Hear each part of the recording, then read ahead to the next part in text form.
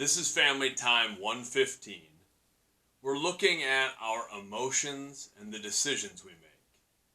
This circles back to the self-awareness, social emotional learning competency. And this is really the foundation of everything we're doing for our social emotional learning. We're trying to develop, trying to train our emotional intelligence. And that starts with being able to identify our emotions and how our emotions impact our behaviors. There's an analogy I like. It's not mine. I learned about it some time ago. But it talks about our emotions like a rider on an elephant. And the rider is really the cognitive part of our thought processes, our rational thinking, our reasoning. And the elephant is our emotions. If we don't train our emotions, if we don't train that elephant, the elephant is going to take the rider wherever it wants to go. Because the elephant is so strong, so powerful. And then the cognitive, rational part of our existence is just sort of along for the ride. However, if we train our emotions, if we train that elephant, then that elephant becomes this incredible resource. We have this very strong, powerful entity that we can use. It's the same with our emotions. If we can use the rational part of our thinking to help manage our emotions, to train our emotions, then our emotions become a powerful ally instead of something that's just taking us wherever they want to go. So what I want from you this week is identify stressors or situations that elicit from you a strong emotional reaction. Could be positive. We often think of it as a negative thing if we're stressed or we're angry or we're sad about something. But think of a situation that tends to elicit a strong emotional reaction. Then I want you to think about, how does that emotion impact your behavior? How does that response impact your behavior?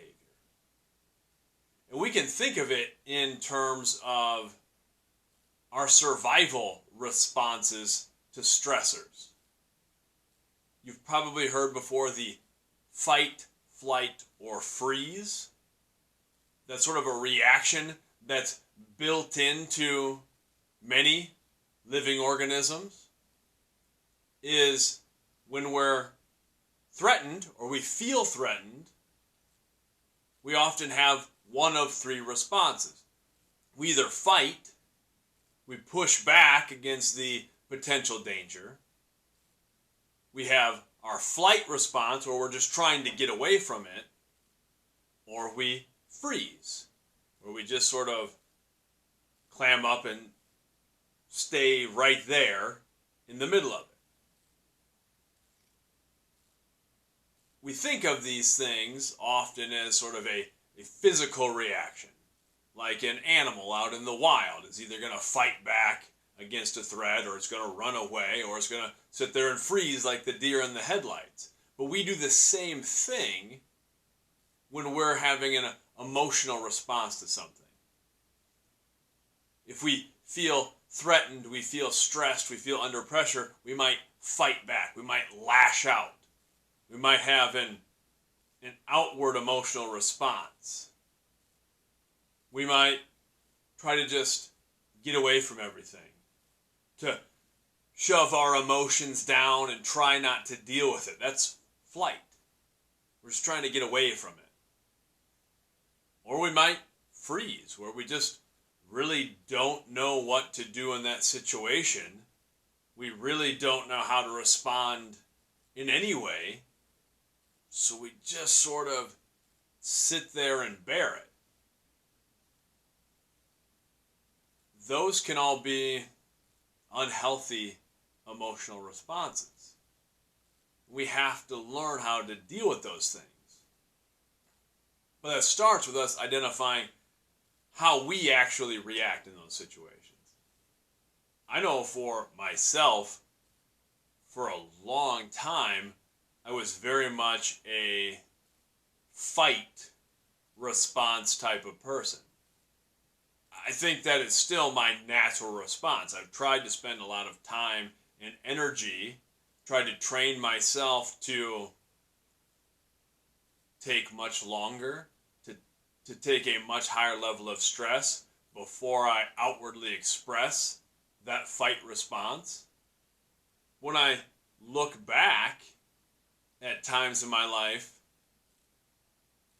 that is the negative emotional response I would often have, is lashing out at someone, whether that was an argument or even, I would get upset, and when I was younger, that would be the punch something or slam a door, and those are not healthy behaviors. That's not dealing with the stress. That's not handling the emotion. And I see a lot of other people are impacted by those other responses where it's, and I'm certainly been guilty of the other responses as well, of sort of that flight of, I just don't want to deal with this thing, so I'm going to remove myself from it, or at least pretend I'm removing myself from it, but I'm really just not dealing with the issue. That's sort of that flight response. Or the freeze response that I think hits all of us sometimes, where we maybe have such a strong emotional reaction to something, we don't really know what to do. So that's where we're going to start. This is not even coming up with solutions to all of our emotional responses, but at least taking an honest assessment of how we do respond to the stress, the anxieties, the trauma, the challenges in our lives. And when we can take stock in that, then we can start to determine how our reactions impact things like our learning, how our responses impact our relationships, how our responses impact what we want to accomplish in our lives. So let's just take some time this week and do a little self-assessment of what some of the things are that elicit a strong emotional reaction from us, and then how we react, how our behaviors are affected when we're experiencing those emotions. Much love.